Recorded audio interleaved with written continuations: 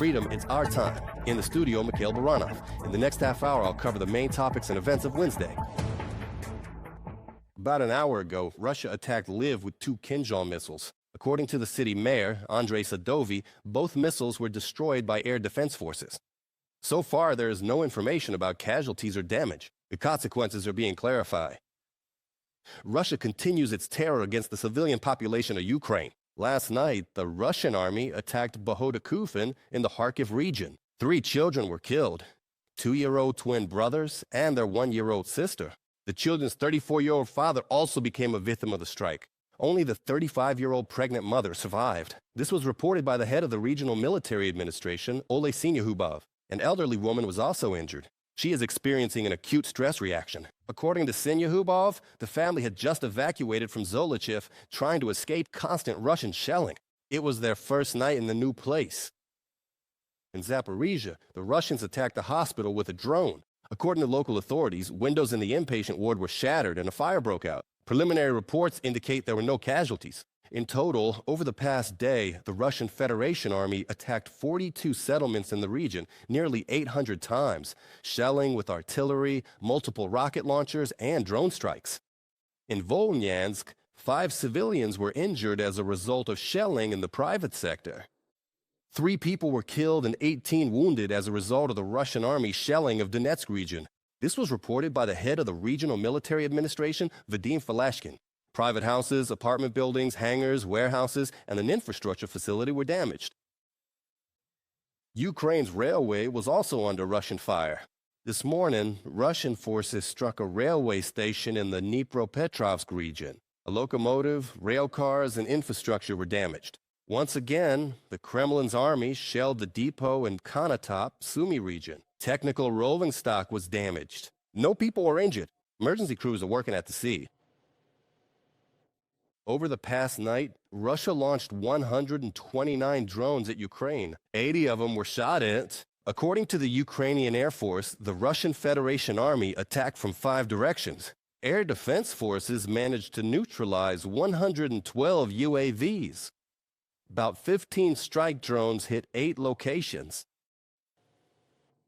The killing of Ukrainian civilians by Russian troops is proof that diplomacy without pressure on Russia does not work. This was stated by the president of Ukraine, Volodymyr Zelensky. He emphasized that only strong pressure on the Russian Federation and clear security guarantees for Ukraine are the real key to ending the killings. As long as there isn't enough pressure on the aggressor, and as long as security for us, for Ukraine, isn't guaranteed, nothing else works. The Russian army is not preparing to stop. They're preparing to keep fighting. And in reality, only our own strength truly protects lives. And that means Ukraine needs to continue to be supported and strengthened. Air defense for our country, packages to support our resilience, and holding Russia accountable for its actions are essential prerequisites for protecting lives. There must be security for there to be peace. Volodymyr Zelensky, president of Ukraine, on Telegram.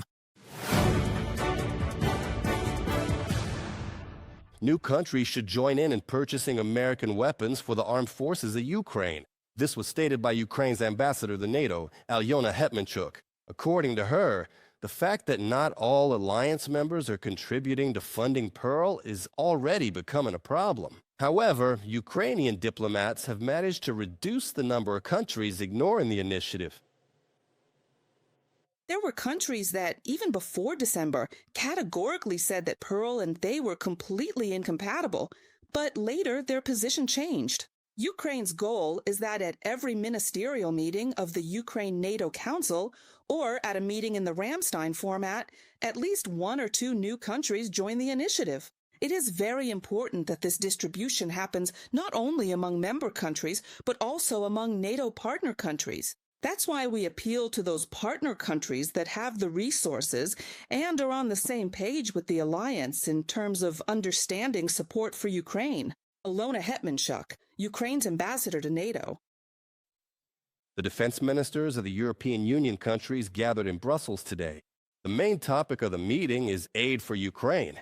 including how to use the 90 billion euro loan for purchasing weapons, which was just approved today by the European Parliament. More details about the meeting will be provided by Vitaly Syazov, the special correspondent of the Freedom TV channel in Europe. He is now live with the studio. Vitaly, good afternoon. The floor is yours. Tell us what is known at this hour. Good afternoon, Mikhail. The meeting is indeed about to start in approximately an hour. Today, the defense ministers are here at the Council of the European Union to discuss support for Ukraine, together with the High Representative for Foreign Affairs and Security Policy, Kaja Kallas. I would emphasize that the main issue on the agenda is directly the support for Ukraine, including how this credit assistance for Ukraine, which has already been approved and now just needs to be formalized and have technical decisions made, will be distributed. This means approving it once again at the ambassadorial level and then at the level of the Council of the European Union. But here, they basically call this a technical formality. 60 billion euros from this amount will go toward the purchase of weapons. And that's why it's important to already understand how they will be allocated, even though the first payment is scheduled for April. But even now, EU officials want to know how these funds will be spent. Moreover, many of them emphasize that priority should be given, and many specifically mention the Ukrainian military industry first, and only then the European one. Well, basically, they already see the Ukrainian industry as European and don't really distinguish between them and believe that it's necessary to place orders for weapons directly here. That's what they're going to discuss today. Mikhail Fedorov, the new, well, relatively new, Minister of Defense of Ukraine, is expected to join the discussion. It's very important that he worked for many years in the field of digital transformation. He helped transform Ukraine in this area. And now, at this meeting, the focus will be specifically on innovations in defense. European partners want to finance this above all. That's exactly why Fedorov's presence here today is actually very, very appropriate and fitting. This meeting, which is taking place here in Brussels, is, you could say, the very first in what will be a series of significant meetings that are all dedicated to supporting Ukraine. Today, the defense ministers of the European Union are gathering, and tomorrow, the contact group for supporting Ukraine will meet at NATO headquarters. In other words, this is the so-called Ramstein format, which basically includes almost all representatives of NATO countries, plus other countries as well. In total, according to various estimates, around 50 countries have joined this initiative at different stages. There will also be a meeting of the NATO Ukraine Council, which the Ukrainian Minister of Defense will also attend. All of this will take place at the level of defense ministers, and issues regarding support, further support for Ukraine, will be addressed. Naturally, the issue of acquiring air defense systems will surely be raised as well. And yesterday, literally on the eve of all these two-day meetings, the United States representative to NATO, Matthew Whitaker, held an online briefing where he talked about the PURL program. This is a program for purchasing American weapons with European funds and sending them to Ukraine. He said that since the start of this program, they have already managed to secure commitments for nearly $5 billion, and he expects that new countries will join and these purchases will continue. Because, as the ambassador emphasized, it is precisely these critical types of weapons which cannot yet be produced or purchased in Europe that make it possible to maintain the combat readiness of the Ukrainian armed forces, and they are critically important. He also emphasized that negotiations are underway to achieve peace with the participation of the United States of America, and he hopes that they will be successful. But since there is still no concrete result, it is first and foremost necessary to focus on supporting the armed forces of Ukraine. And he once again emphasized the importance of this program, which was also mentioned by the representative of Ukraine, Alyona Hetmansyuk, at NATO, and according to information from the US representative, Matthew Whitaker, new funding packages for this program will also be announced tomorrow. The defense ministers here directly in the Council, in the European Council, in the Council of the European Union, will be arriving within the hour, as I mentioned. First, they will have doorsteps, then they will have lunch, and there will be a final press conference. During part of this meeting, the ministers will also have the opportunity to hear directly from Mikhailo Fedorov, who will thoroughly brief them on the current situation on the battlefield, the ongoing situation in Ukraine, and the most pressing and urgent needs of the Ukrainian armed forces.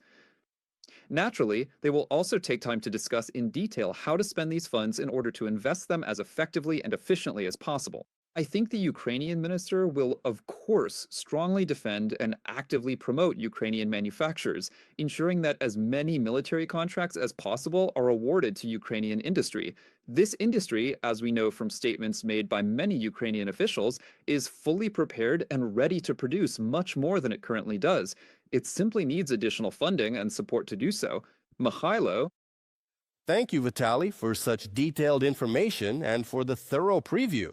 We were joined live by Vitaly Sizov, special correspondent for Freedom TV channel in Europe. He told us about the meeting of the defense ministers of the European Union countries who gathered today in Brussels.